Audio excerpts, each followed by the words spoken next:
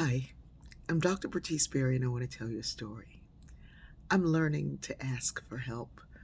I was raised with a role model who was one of the strongest people I will ever know, and I didn't realize all that she was pushing against until I inherited some of those same things. My mother was incredibly strong, and in her 70s, she would run across the street holding your hand like you were just a kid needing it. And I remember the day she could not run across the street, and I was like, what's going on? Well, that's happening to me, and I'm not in my 70s. But MS takes its toll, and AFibs and all the other things of life just kind of do their thing. Anyway, I was at an event where I would be speaking in a huge convention center. Now, the convention center was across the street from where I was staying, and I've been at this place before.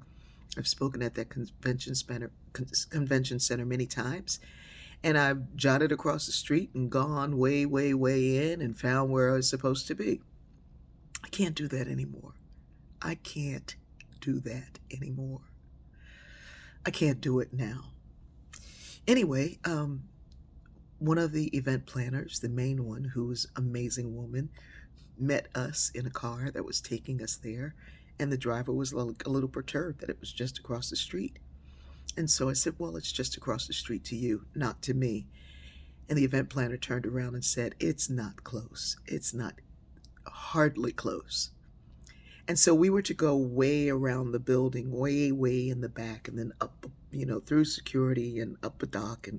But, how to get there, who knew? Anyway, the event planner is telling the driver how to get there, and he decides he's going to drop us off in the front because it's right there. That's where we're going. See, this is the section you want to be in. And she said, no, I told you it's around the back.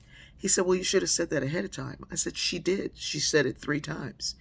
We go around the back and we see the section that we're supposed to be in. Now, mind you, we're miles out now. I would have been dead.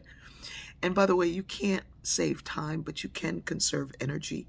And I wanted to give every last bit of energy that I had to these amazing, amazing, wonderful people. I didn't want to use it trying to find where I would be or trying to get there, especially in 97-degree weather. Anyway, we see a guy outside. He's knocking on the door trying to get into this huge arena, and the door is not open. But that's actually not the door. It's still far off from where we need to be. So I roll the window down. I'm like, hey, is this section 8? Is this where we're supposed to be? And he's like, yeah, this is section 8, but it's actually way over there. And for some reason, the door's locked. So he comes over and he tells us how to get there. And so the driver's about to take off. And I said, we're not, wait. And so I said, why don't you ride with us since you can't get in and you're going into the same place we're going?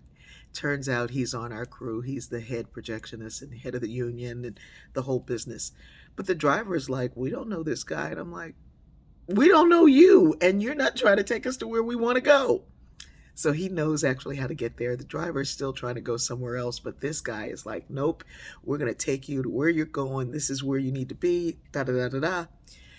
So we go through. There's some other people there. There's security. Then there's people who've blocked off the place we're supposed to be, except that they've blocked it off for us.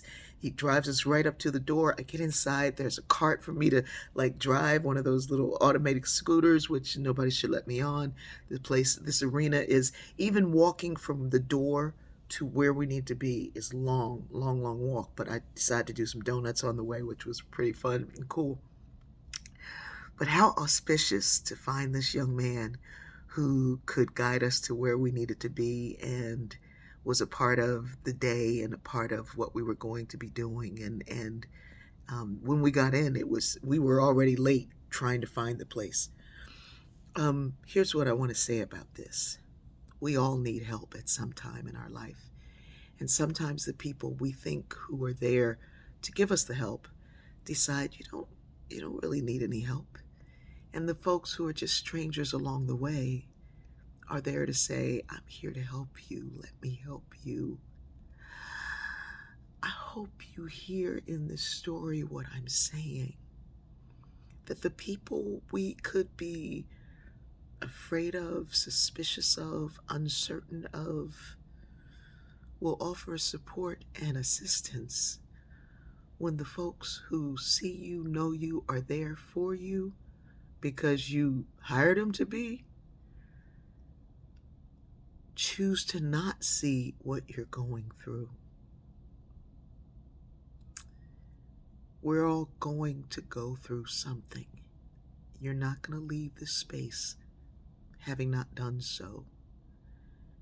And while you're fine and okay, pay attention to those who are not. Because a friend in need is a friend indeed. They're there to teach you the lesson of what you're going to need and to show you how to show up.